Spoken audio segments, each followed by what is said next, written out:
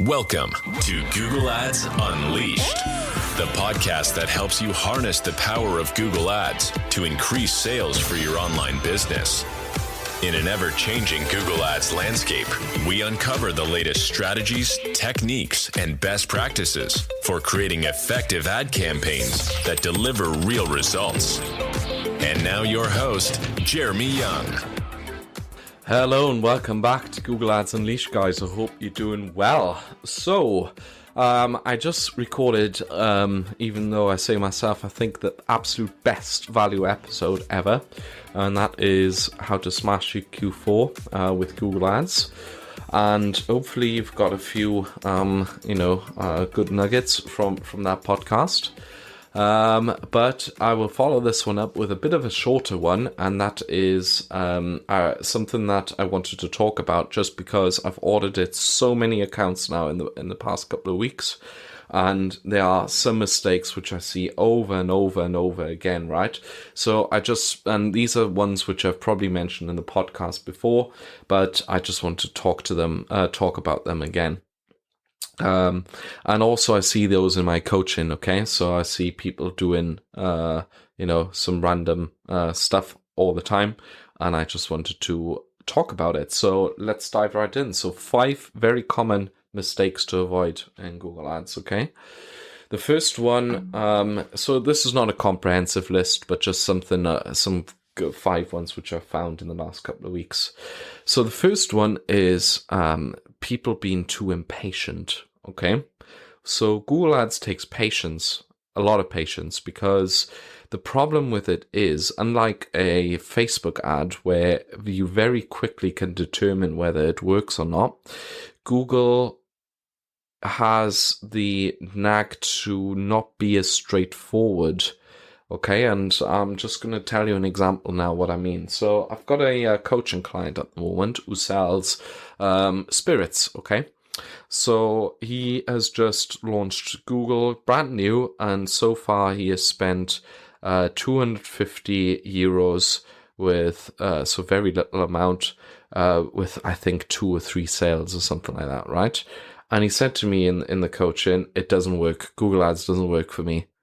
I said, listen, mate, what the F are you talking about? You know, you had 3 sales, and so far, if you break it down, he's got 400 spirits in his shop, right? And so far, if you actually break it down on all-time spend of this 250, your most spending product so far spent 10 euros. How can you save from 10 euros from one product, whether it's working or not? And that's why it takes patience, but it takes a lot of capital and guts as well, right? Because you have to keep going and to understand, you have to spend the money to understand whether a product works or whether something that you've done and created works. And it can be very frustrating. I understand that, but people are generally speaking too impatient and will say, listen, this is not working, and we'll just turn the ads off prematurely, okay? So this is something that I encounter quite often. It takes time, and you have to give every product, every variety, the same chance in order to compete in the auction and prove itself whether it's a winning or losing product. If it's a losing product, you turn it off. If it's a winner, you keep it, right? So this is something I see very, very often. Then, and the second mistake I see extremely often is just pure laziness. There's no other way to put it, okay? You get out of this channel, like with everything in life, you get out of it what you put in. So if you are sloppy with your campaign setup, if you're sloppy with your titles, if you're sloppy with ad extensions, with your conversion tracking, with adding customer lists, if you're sloppy with your feed optimization, you're going to get sloppy results. Simple as that, okay? So the more effort you put into the channel, especially at the beginning when you set it up right, so that means optimizing your campaigns, optimizing your doing the negative keywords, on a weekly basis, doing this, doing that, the more you will get out of the channel, okay? So I see very often people just the set and forget mentality, right? They set it up and just don't bother with it anymore. And that really pains me, because it is a living and breathing thing you need to look after, okay? So it's not just something that you just set up and that's the end of it. You have to look after it regularly to get the results that you want. So that's really important, okay? So just another lesson here. Then the third one I want to talk about, especially for e-commerce, this is true, not optimizing the feed. I literally this afternoon came off a consultancy call of someone who wants to work with us, and he just said he just finished with his Google Ads agency and he wasn't happy with the results because basically he was getting better results just doing it himself before. And I said to him, well, the thing is, let's call him Harry.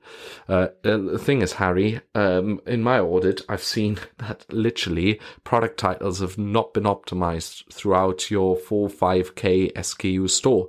Not a single product title has been optimized. How do you expect Google Ads to work if, someone is, if you sell a mug and it's called, Mug Lisa or something like that? No one searches for that. What people search for is maybe something like ceramic mug blue, ceramic coffee, ceramic blue coffee mug or something like that, right? That's what people search for.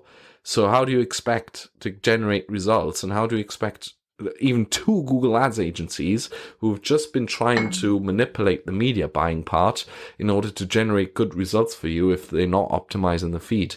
Well, he didn't have an answer for that, innit? Because for him, it was like an epiphany that, in fact, the value of an agency, especially what we do, is more in, showing that how important feed optimization is towards the end goal, and not just the media buying. The media buying is important. The account setup is important, but I'd say 70% of the success is product titles and your product feed. Yeah, there's nothing more important. To do that correctly, you're going to be winning in Google Ads. So if you skip that one just because you're scared of it or don't know what you're doing, etc., you're going to have a problem. Then the fourth that I have is the fourth point, a common mistake I see all the time, is having no plan. And you can already tell someone hasn't got a plan if the campaigns aren't named after the goals, what they're meant to achieve, okay? Of course, this is a generalization, but I'm very, very stickler with my product, with my campaign names and what they're meant to do, etc., etc. We have a very strict naming structure in the agency so that that everyone could take over anyone's account and knows exactly what's going on. And I find very often people just lack a plan. Yeah, there's like some campaigns in this on target CPA, some campaigns on max conversion value. This campaign is on target ROAS. This one has a ROAS of 400%. Why? No one knows, right? It's literally, it's just all over the shop. There's no clear plan put in place and not a clear plan being executed. For instance, we onboarded a fantastic client at the beginning of September, also a listener of the podcast, and the previous agency, you could tell they just were just managing, right? They didn't really know what to do, how to take this forward.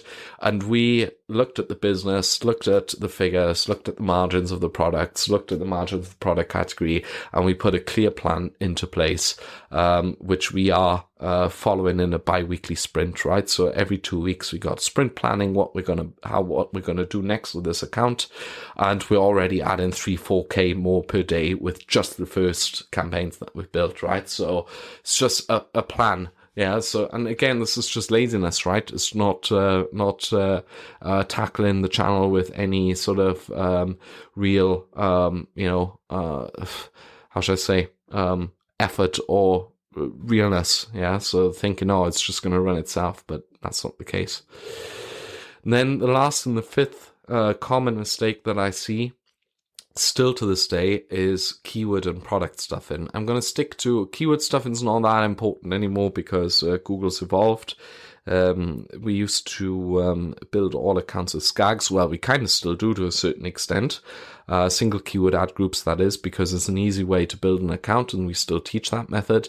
But we prefer single theme ad groups, right, which can have quite a lot of keywords in there as long as it's okay. But let's go to product stuffing. That's the worst thing. Just one campaign, chuck all of your products in there and let it run. This is something that I see all the time. It's because people want quick results, right? People always chase the shiny stuff, and they set up an e-commerce store and think, oh, I'm going to build 1P Max and it's just going to run itself, and bish, bash, bosh, done. Okay. And the reality of the situation is that nothing like this in life works, right? Everything that's quick and easy is either too good to be true or it doesn't work, right? So it's the same with Google Ads. So if you create a catch-all campaign and just chuck every product in there, you're going to be having a hard time, okay? So this is just what's from years of experience, what I found. So what you want to do is, again, get yourself a plan. If you sell t-shirts, trousers, and socks, then you should have 3 campaigns, because all these products have different margins. You should tailor the campaigns to the product types and just get the most out of it, right? So not just chuck everything in one because you're being lazy. Yeah, so that's sort of 5 common mistakes. I just wanted to make this quick, really, because these are things that I've noticed a lot in the past couple of weeks, and I wanted to tell you all about it. If you're doing your Q4 stuff and you are struggling. So if you are making those mistakes, if anything of this sounds familiar, just reach out to us, reach out via email, reach out via smoke signs, reach out however you want, and we offer agency services, specialized Google Ads agency services. We offer one-to-one coaching. We offer group coaching as well, online training. So if you want to learn Google Ads and avoid these mistakes, let us know and we can help you.